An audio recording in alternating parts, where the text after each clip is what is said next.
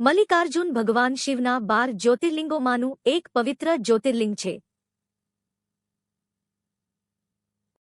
આ મંદિર આંધ્રપ્રદેશના શ્રીશૈલમ પર્વત પર આવેલું છે. પુરાણો અનુસાર એક વખત ભગવાન શિવા અને માતા પાર્વતીના 2 પુત્રો કાર્તિકે અને ગણેશા વચ્ચે પહેલા લગ્ન કોના થાય તે બાબતે વિવાદ થયો. ભગવાન શિવે કહ્યું કે જે આખી પૃથ્વીની પરિક્રમા કરી પહેલા પાછો આવશે તેના લગ્ન પહેલા થશે. કાર્તિકે તરત જ પોતાના વાહન મોર પર બેસી દુનિયાની પરિક્રમા કરવા નીકળી પડ્યા. પરંતુ ગણેશજી બુદ્ધિમાન હતા. તેમણે પોતાના માતાપિતાની 3 વખત પરિક્રમા કરી અને કહ્યું કે માતાપિતા જ આખી દુનિયા સમાન છે.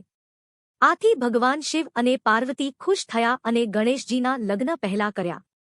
જ્યારે કાર્તિકે પરિક્રમા કરીને પાછા આવ્યા ત્યારે તેમને આ વાત જાણીને દુઃખ થયું.